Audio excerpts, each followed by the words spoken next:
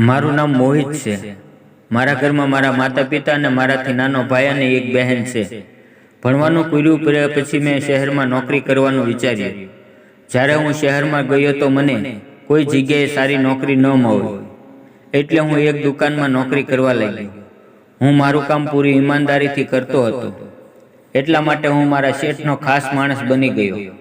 મારા શેઠની ઉંમર 65 વર્ષની હતી અને તેને કોઈ સંતાન ન હતું।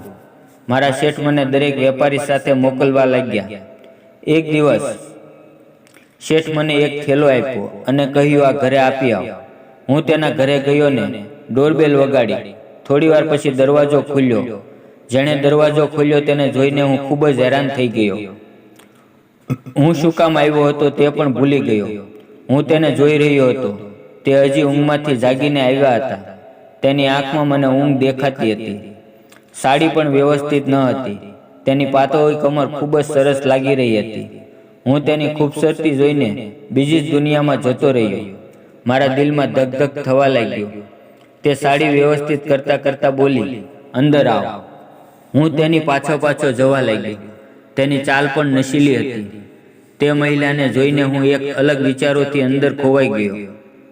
હું અંદર જઈને સોફા ઉપર બેઠો। મારું ગળું સુકાઈ ગયું હતું। મેં કહ્યું, મેડમ, આ થેલો શેઠે આપ્યો છે। મેં થેલો આગળ લંબાવ્યો। મેડમે કહ્યું, ખૂબ જ તડકો છે, શું તું ઠંડુ પીવાનું પસંદ કરીશ? તે મારા જવાબની રાહ જોયા વગર બાજુના રૂમમાં ગયા અને પાણીની બોટલ સાથે કોકો કોલા પણ લાવ્યા। તે મારા સામેના સોફા પર બેસી ગયા। હું પાણીની બોટલમાંથી પાણી પીવા લાગ્યો અને તે કોકો કોલાની બોટલ ખોલીને કોકો કોલા પીવા લાગી અને બીજી બોટલ મને આપી। બોટલ લેતા લેતા મારો હાથ તેના હાથને અડી ગયો અને મારા શરીરમાં વીજળી દોડવા લાગી। હું ખુદને કાબૂમાં રાખી શકતો ન હતો। તેણે કોઈ વિરોધ ન કર્યો, એટલે મારી હિંમત વધી ગઈ। હું તેને જોઈને રહ્યો અને તે પણ મને સાથ દેવા લાગ્યા। થોડી વાર પછી તે મારી બાજુમાં આવીને બેસી ગયા અને પછી અમે એકબીજાની અંદર ખોવાઈ ગયા। જ્યારે હું દુકાન પર પાછો જવા લાગ્યો તો મેડમે મારા ગાલને ચૂમીને મને બાય બાય કહ્યું। હું તેને કહેવા લાગ્યો કે મેડમ, શેઠ તો ખૂબ જ ઘરડા થઈ ગયા છે અને તમે હજી તો ખૂબ જ જવાન છો। તો તેણે કહ્યું કે હું તેની બીજી પત્ની છું। હું વિચારવા લાગ્યો કે શેઠ તો ખૂબ જ ઘરડા છે। જો હું શેઠાણીને આ રીતે ખુશ રાખીશ તો જ્યારે શેઠ ગુજરી જશે ત્યારે આ બધી દોલત મારી થઈ જશે। આવું વિચારીને હું ખૂબ ખુશ થવા લાગ્યો અને દુકાને આવી ગયો। હવે રોજ શેઠ મને બપોરે પોતાના ઘરે થેલો લઈને મોકલતા। શેઠાણીને થેલો આપતો અને તેની સાથે ખૂબ જ આનંદ કરતો। શેઠાણી મને સારું જમવાનું આપતા અને હું દુકાને પાછો આવી જતો। આમ જ 5 મહિના વયા ગયા। એકવાર બપોરે હું થેલો લઈને શેઠના ઘરે ગયો અને મેં દરવાજાની ઘંટડી વગાડી, પણ દરવાજો ખુલ્યો નહીં। હું ડોરબેલ વગાડતો રહ્યો, પરંતુ 10 મિનિટ પછી દરવાજો ખોલ્યો।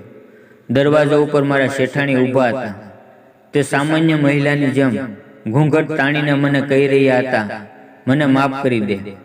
આપણા સંબંધ વિશે શેઠજીને ખબર પડી ગઈ છે। તે આપણને રંગે હાથે પકડવા માંગે છે। જો આવું થશે તો આપણા બંનેની જિંદગી બરબાદ થઈ જશે। આપણે બંનેની ભલાઈ એમાં જ છે કે આપણે બંને ચૂપચાપ અલગ થઈ જઈએ। આજ પછી તું ક્યારે પણ ઘરે ન આવતો। આટલું કહીને શેઠાણીએ દરવાજો બંધ કરી દીધો। મને એવું લાગ્યું કે હું મોટી ખાઈમાં પડી ગયો છું। હું તો બહુ મોટું સપનું જોઈ રહ્યો હતો કે જ્યારે શેઠ મરશે ત્યારે હું આ ઘરનો માલિક બનીશ, પરંતુ મારું સપનું પત્તાના મહેલની જેમ હવામાં ઉડી ગયું। અને ઉપરથી બીજો ડર એ હતો કે શેઠ મને નોકરીમાંથી ન કાઢી મૂકે। હું દુકાનની તરફ ચાલવા લાગ્યો। ઘણો સમય વીતી ગયો, પરંતુ શેઠે મારી સાથે આ બાબત ક્યારેય વાત ન કરી। હવે મારા મનમાં થોડી રાહત થવા લાગી। થોડા દિવસ પછી મને ખબર પડી કે શેઠાણી પ્રેગ્નેન્ટ છે। ત્યારે મને સમજમાં આવ્યું કે તેણે ફક્ત મારો ઇસ્તેમાલ કર્યો હતો। હું ગુસ્સાથી શેઠાણીની પાસે ગયો તો તેણે મને કહ્યું કે તને નથી ખબર કે શેઠ મને એક ડાન્સ બારમાંથી લાવ્યા હતા। તેને મારી સાથે લગ્ન કર્યા અને મને આ ઘરની માલકીન બનાવી। તેને કોઈ સંતાન નથી। હું શેઠને તેના બદલામાં એક બચ્ચું આપવા માંગતી હતી, એટલે શેઠે પણ મારી વાત માની લીધી। અમે બંને તારી સાથે નાટક કર્યું. જો થઈ શકે તો મને માફ કરી દેજે. શેઠાણીનો એક હાથ તેના વધી રહેલા પેટ ઉપર હતો અને બીજો હાથ તે પોતાના આંસુ લૂછી રહી હતી. હું નિરાશ થઈને પાછો દુકાન ઉપર આવી ગયો. મિત્રો, વિડીયો પસંદ આવે તો વિડીયોને લાઇક અને ચેનલને સબસ્ક્રાઈબ જરૂર કરી દેજો. ફરી મળશું એક નવા વિડીયોમાં. ત્યાં સુધી આવજો.